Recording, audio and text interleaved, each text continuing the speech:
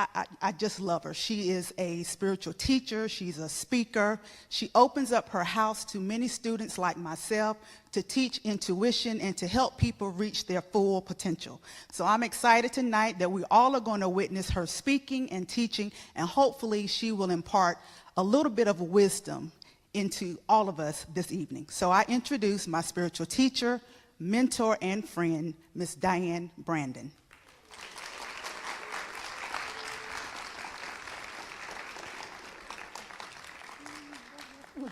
So when we talk about waking up, when we talk about opening up, at the very minimum, we're talking about people opening up to the reality that this is not the only reality, this three-dimensional reality. I just saw Abby. But also, that's at the minimum. But also in other ways. I think for people who are opening up, it takes an awful lot of courage, because our culture, especially in the Western world, is very materialistic. I don't mean just accumulating money. It is focused on the material. It is very pragmatic.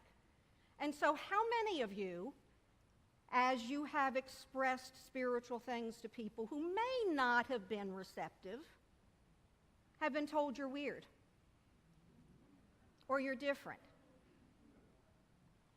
So if you are at the beginning stages of opening up, I feel it takes a lot of courage. And it takes a lot of strength, because you have to swim upstream and you have to have the courage to listen to your own drumbeat and not do the norm.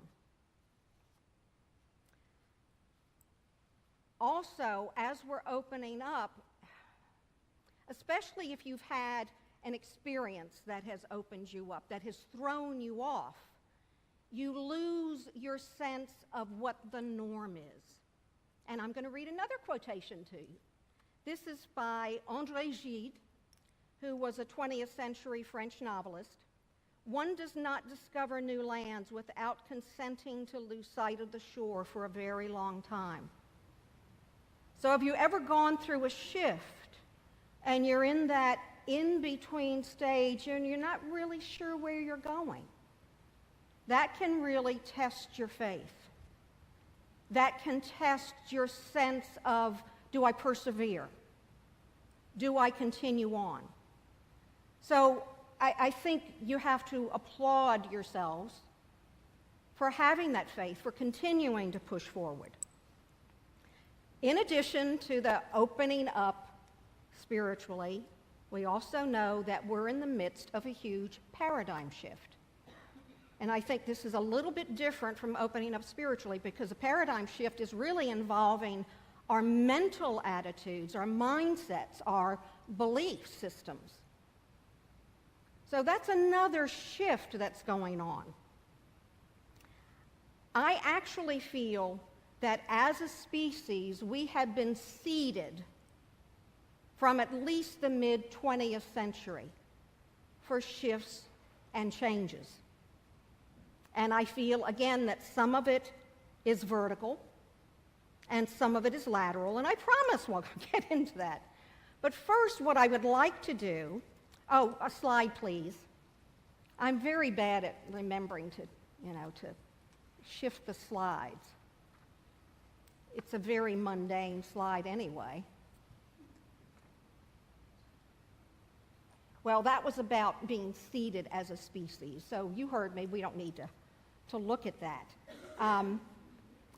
And the next slide would be about vertical and lateral, but I'm going to be coming back to that anyway. I think it would be helpful to look at the past. Where has our consciousness been? And when I say consciousness, I'm talking about our orientation and our perspective. And I feel that it started with a very tribal mentality and orientation. Do you know what I mean by a tribal orientation? We associated primarily with people who were like us.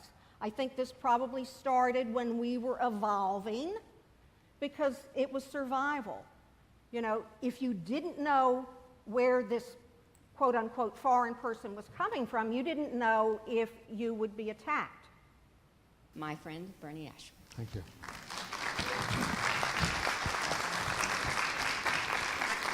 Okay.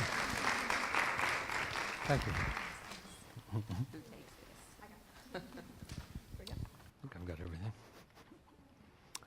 Hello, everybody.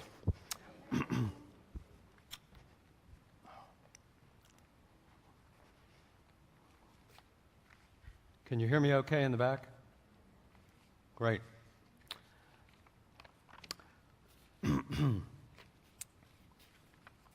Well, it's great, great to be here tonight.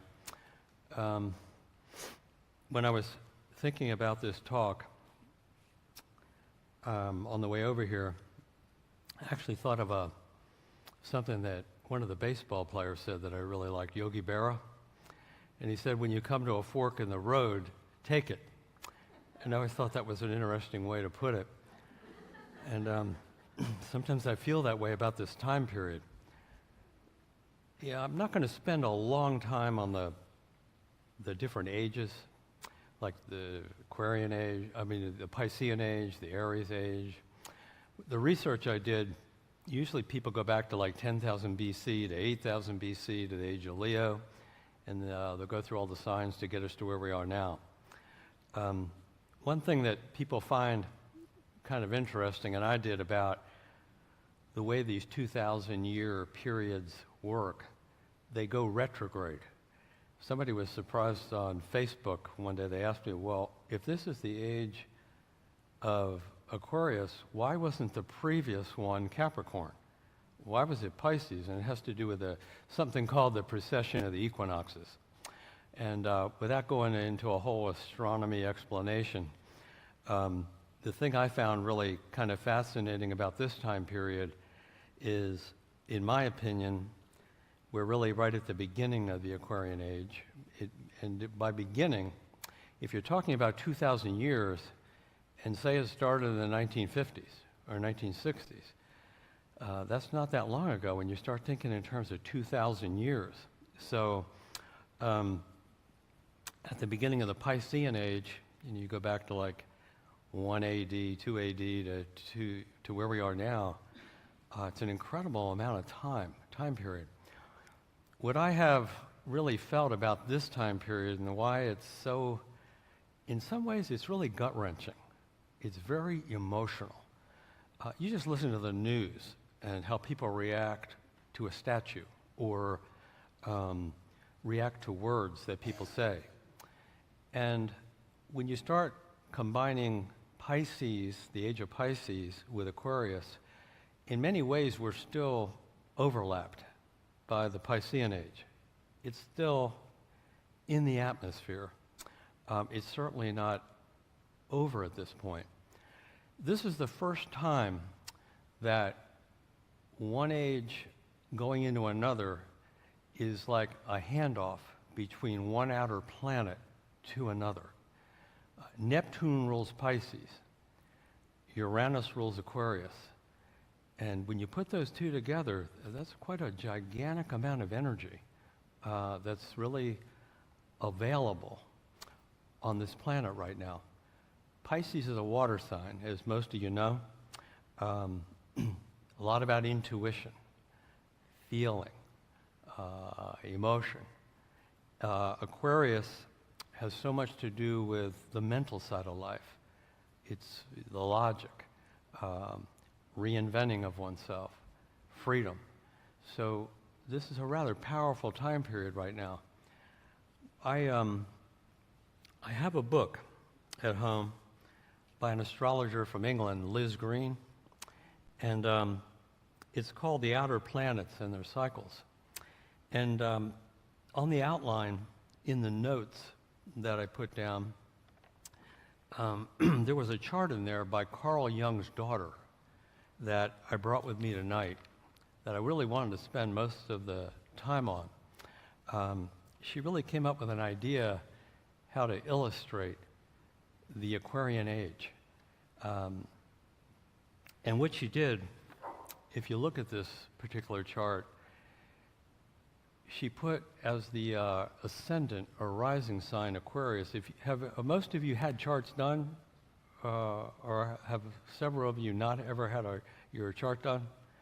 If you have or you haven't, if you look at that horizontal line that's going across the center of this chart, if you're looking for the ascendant or rising sign, it starts at the first house where I wrote Aquarius, first house, on it.